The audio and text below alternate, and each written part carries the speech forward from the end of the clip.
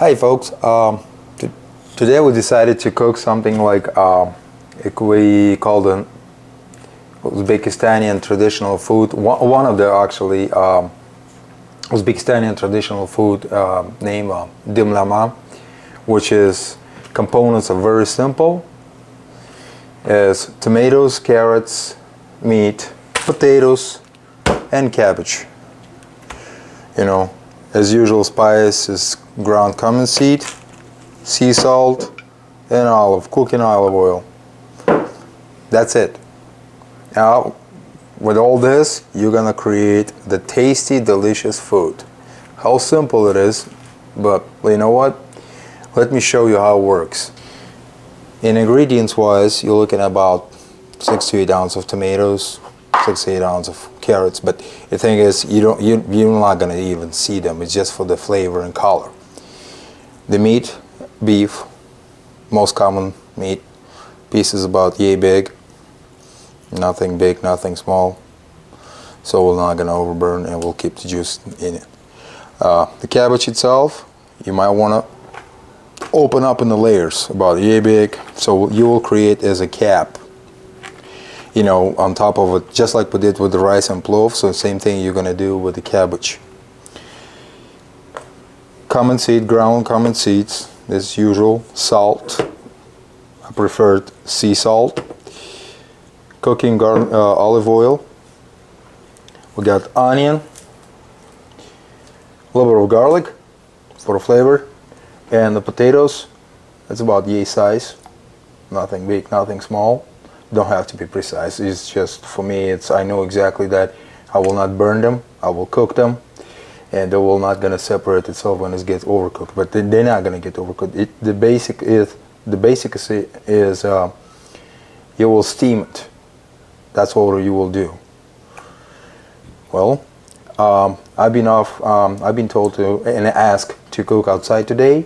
So with all this, we're just gonna go cook outside. So we'll see how it's gonna work that out, and hopefully you will see everything, whatever you need it, and you will learn something from it.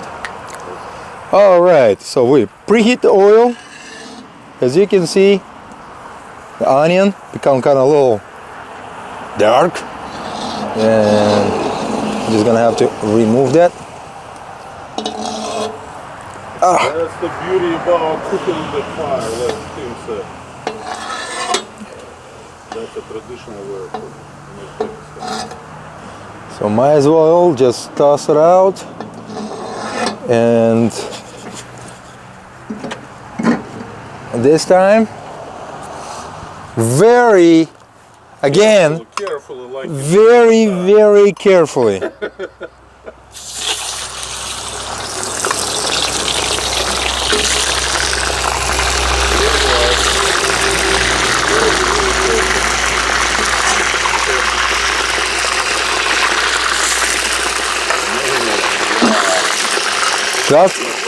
That's how it actually works out, and as you can see it, the water doesn't come out. That's what we want.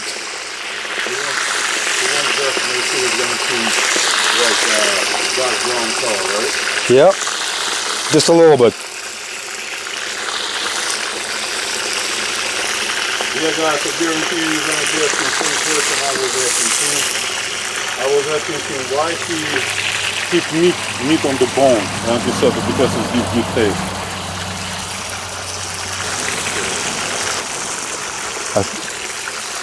Well, I think it's just enough, plenty. And the way you can see it right now, it doesn't get thick. You don't see no water coming out of it. All you see is just the oil and the meat in the oil. Wow, that's amazing. A couple more pieces should be enough.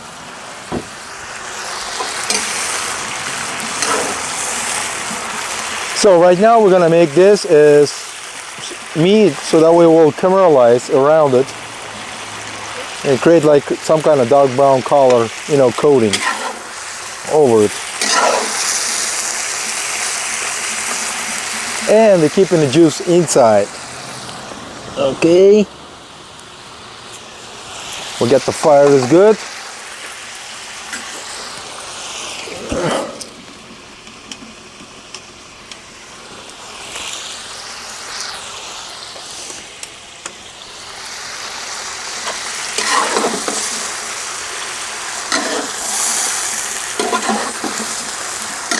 Anyway, guys, what I was saying, yeah, I can see, yeah. I was asking him why he keeps meat on the bone, and he told me, he said it gives really, really good taste. Very good taste. You know, He said actually tastes way better than just regular off-the-bone meat. and on top of that, I just want to making sure that when the meat is ready, I will pull this meat out of the bone, and it's gonna tell me that if it's come out very, very easy, I mean without any force, that means that meat is already cooked and well done. So it's a well done indicator, see? That's it. Little bite. All right, as you can see it, how's it steaming out? We're gonna pull a couple of pieces out, so that way you can see it. See that the way it look like? Ah, wind changed. That's the beauty about to actually cooking outside. Wind can blow in the different directions. All right, now is a good time. Get some onion in. And a little bit of garlic.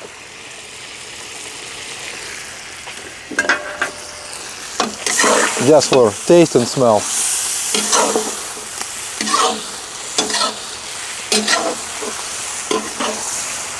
All right. We're not gonna wait until the onion's gonna get kind of, burned out. But what we're gonna do is we're gonna make sure that our onion is a little bit caramelized. All right, that's what we want to do with onion. I mean, we don't want to do too much to it. We don't need the color or anything else like that. We just need to make sure that we got a little bit of it for the taste purpose and a little bit of garlic. Next step, I will probably throw some carrots and the tomatoes for taste and the color. And what we're gonna do is we're making this a little tiny kind of juice. Wow, look at that. Look at that mixture. It's already smells so good. Oh yeah. So we're gonna make that cook for about, I would say about 20-25 minutes until it's juiced up. And then it's gonna be a good time for a salt and the potatoes. So the most important part of all cooking is ground cumin seed. That's plenty. Everybody put them on by the taste. So mix it all up.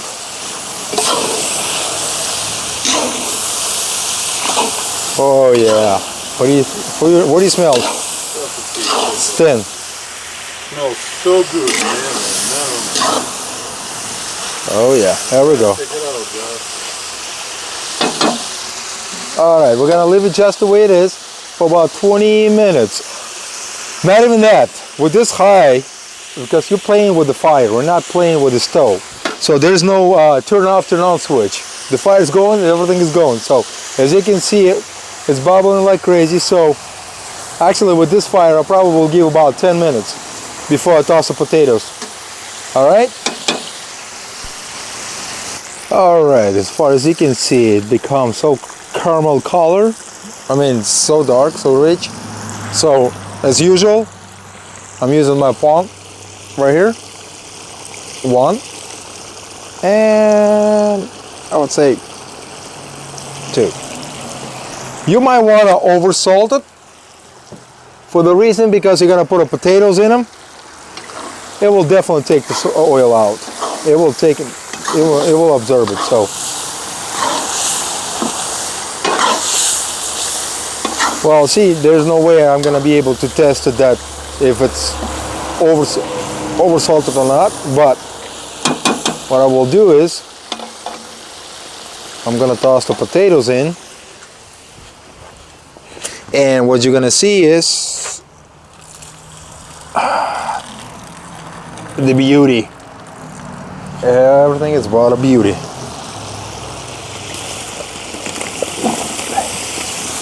No water needed. And then I got another one. Give me a second. There we go, there's another one.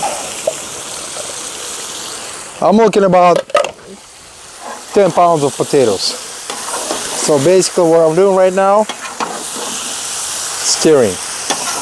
Look how beautiful it is. Isn't it gorgeous? I mean, just the way it looks like, it's gorgeous. But the taste, it's amazing. And don't get me wrong, the whole thing right here, you're gonna be able to feed about somewhere about up to 50 people. Hey guys, what do you think? Make a comment below the video. Should me and Tim call our channel Food Orgasm? What do you think? Because I guarantee you, after when you eat it, you will get a food orgasm. I promise you. Well, basically, I don't know about orgasm, but connectedness I think is good because it's connecting all other countries' foods. And I believe we are the only first ones who's doing this type of food and traditional food of Uzbekistan in English. So that way, even in America, they will know exactly what we're cooking, and they will probably taste it because everybody knows the Chinese. Everybody knows everybody's cooking except ours, except Uzbekistan. So might as well try it yourself. Alright guys, so see the way it looks like it? So what I'm gonna do is right now is scoop it out a little bit. A little bit of a juice and taste it for salt. Well, a little bit more. Look a little bit more. You don't, with potatoes on it, you barely want to, do not want to undersalt this. Honestly. See how gorgeous it is. Wow. Entirely golden color. All right, let's wait for about 5 minutes. And by stirring it and lower the fire down and get the cabbage ready. All right, by looking at this, I mean, it's amazing. It's beautiful color. Smell. Yeah, and basically if you don't have a cabbage, you can just put the cover over it, wait for 20 minutes, and everything will be done. I mean, right now, everything, wherever you see, all of this we are cooking on the, on the high fire basically. We try to have a fire going on underneath it. But before I put a cabbage in, I want to lower that fire to basically none. I want to leave a charcoal underneath. And what I will do is I'll make this as a cap. Again, not equal, but a cap of cabbage right on top of potatoes and meat and everything else like that. Don't ask me why, you will see the result at the end. And you will be amazed what the results are.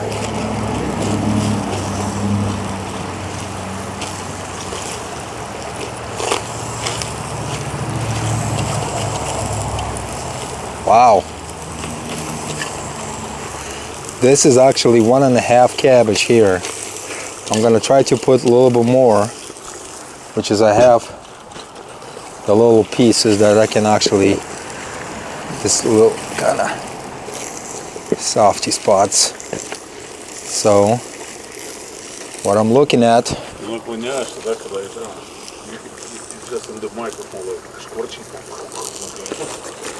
sounds great, isn't it? Imagine if it smells great. I mean, we're gonna have to make a microphone someday that will transfer the smell and the taste and everything all at once. What do you think about that, guys? How about you, Stan? Why don't you invent this stuff? All right, so right on top of it, 1 cup of water. Just put it in and close the lid. Make sure the lid is tight. So what I usually do at the beginning, I'm holding it with my hands until it gets hot, and hoping that the lid is not gonna, you know, rise up. Or I'm gonna try to see if find myself something heavier and put on top of it. Piñón? Well, I found a little bit better thing. I will call that a little brick. Because what we really want to have, what we really want to do, actually, to leave a steam inside. So it's going to be like internal combustion. Everything is steaming inside. How many minutes? Well, we're going to do is in a slow cooking. I'm going to try to remove a little bit of coal out of it to have a little bit smaller fire. And what we do is, with this amount, we probably will leave somewhere around 35 to 40 minutes. And after that, we'll see the results. Okay, we'll see the results right now. Look at this. I see the cabbage. Well, it's about the time to see inside. And you guys, probably some of you never seen it before, some of you did, but look at this.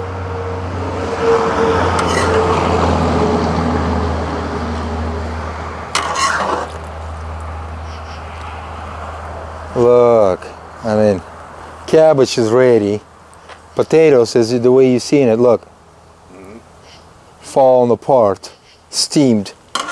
But look at the color. Look at the color. It's so beautiful. And believe it or not, the taste is amazing. Right here. Look at it. Wow. That's unbelievable. Well,